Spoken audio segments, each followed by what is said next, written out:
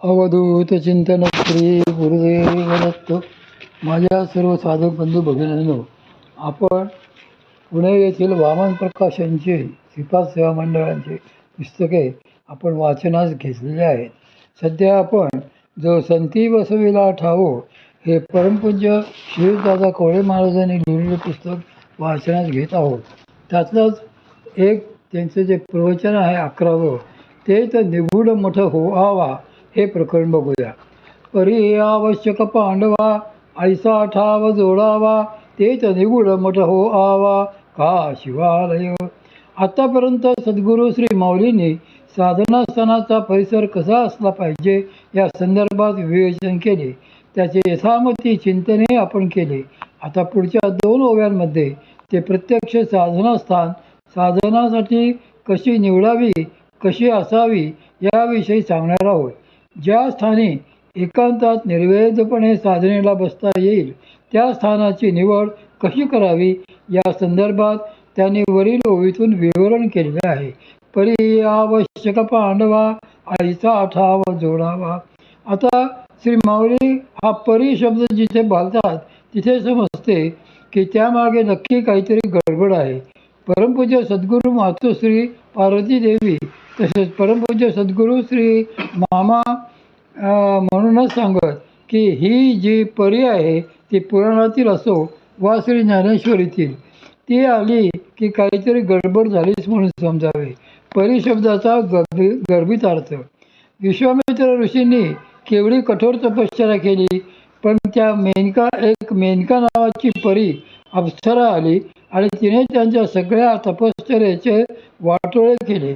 श्री माऊली जेव्हा एकापेक्षा एक सरस असे दृष्टांत देत असतात किंवा एखादा विषय समजावून सांगत असतात तेव्हा ते नेहमी 2-3 शब्द प्रयोगात आणतात. त्यावेळी हे असो म्हणजे हे दृष्टांत असोत, आता मुद्द्याचं सांगतो असे ते म्हणतात, किंवा परी असे तरी म्हणतात. परी याचा गर्भित अर्थ असा की येथवर आतापर्यंत जे सांगितले ते तर महत्त्वाचे आहे, पण काही विशिष्ट परिस्थितीमध्ये हे सगळे नियम लागू पडतीलच असे नाही. म्हणूनच त्यातलाही सर्वात महत्त्वाचा नियम पुढे सांगितला आहे. त्या परी शब्दामागे एवढी भानगड आहे. काही वेळा दृष्टांत सांगताना असे होते की आधीच्या दृष्टांतापेक्षा अधिक चांगला दृष्टांत त्यांना द्यायचा असतो. अशा वेळी तो दृष्टांत तो सगळ्यात शेवटी देतात आणि त्याआधी नाना किंवा हे असो असे म्हणून पुढे ते दृष्टांत सांगतात. आता श्री माऊली येथे परी हा शब्द कशाचे घालतात ना. आतापर्यंत मी जे काही सांगितले ते सगळे विशिष्ट परिस्थितीपर्यंतच प्राप्त होणारे आहे. ते सगळ्यांना सहजी उपलब्ध होणार नाही. म्हणून आता पुढे सगळ्यांना उपयोगी पडेल असाच महत्त्वाचा नियम सांगतो असे त्यांना त्यातून निदर्शनास आणून द्यायचे आहे. शुद्ध देशाची निवड.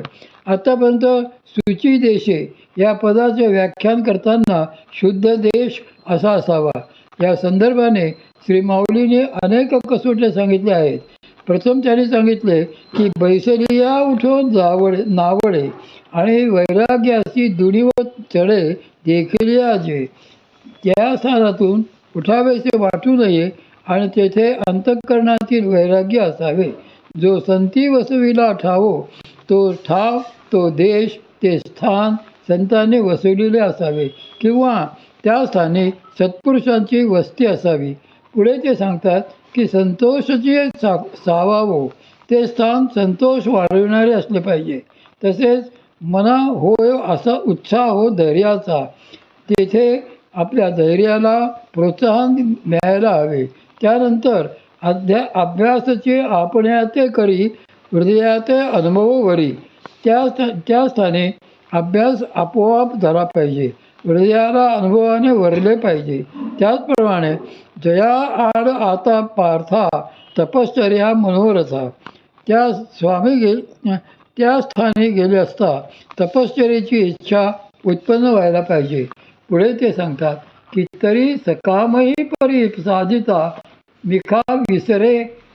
एखाद्याच्या मनात जरी प्रापंचिक इच्छा असल्या तरी तोही त्या स्थानी आकर्षित होऊन थांबला राहायला पाहिजे आणि तेथून परत जायचे विसरला पाहिजे. ऐसेनी न राहता याते राहावी. त्या ठिकाणी एका जागी किंवा न राहणाऱ्यांसाठी वस्ती करावीशी वाटली पाहिजे.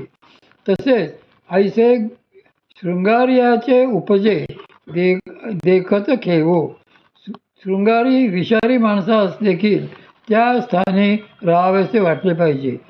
जे येणे माने वरवंट आणि तैसेचे अति चौकट याप्रमाणे दैवी चांगले आणि अतिशय शूद्र असे ते स्थान असावे आणि तेच साधने करता निवडावे असे येथपर्यंत विवरणातून श्री माऊलींनी सांगितलेले आहे.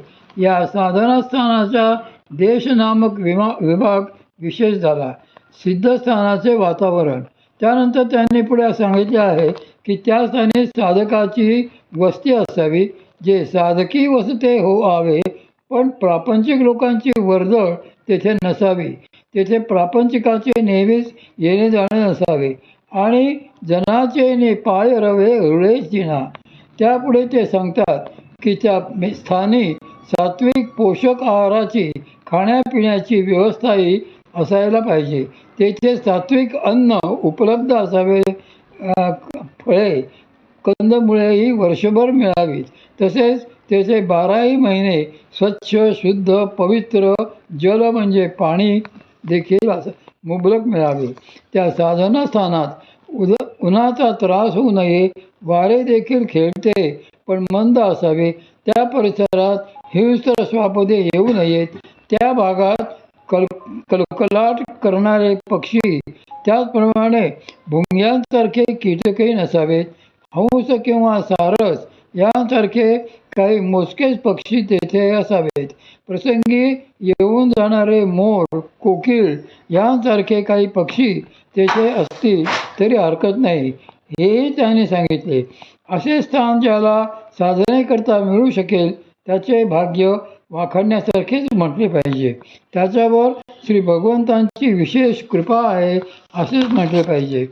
पण याप्रमाणे अनुकूल देश वातावरण सर्वत्र आणि सर्वांनाच उपलब्ध होऊ शकेल काय? पुण्यामध्ये अजून पक्ष्यांचा आवाज तरी निदान ऐकायला येतात, पण मुंबईची काय अवस्था झाली आहे? तेथे अनेक भागात वाहने व माणसांच्या वर्दळीच्या आवाजापलीकडे काही शुद्ध ऐकायला येत नाही. झाडे देखील धुळीने माखलेली असतात. त्यामुळे हल्लीच्या काळात अनेक ठिकाणी चांगला स्वच्छ निसर्ग तसेच साधनेला अनुकूल अशी शांतता उपलब्धच नाही. सद्गुरू श्री माऊलींनी केलेले साधनास्थानाचे हे वर्णन अत्यंत आदर्श असे आहे. हिमालयात पूर्वी अशी अनेक आदर्श साधनस्थाने होती. आपल्याकडे पश्चिम महाराष्ट्रातही काही ठिकाणी अशी स्थाने आढळतात. हेळवाक जवळील आपला श्री क्षेत्र श्री दत्तधाम प्रकल्प हा त्यापैकीच एक आहे. मात्र अशी स्थाने दुर्मिळच असल्याने सगळीकडे आढळणार नाहीत हे स्पष्टच आहे.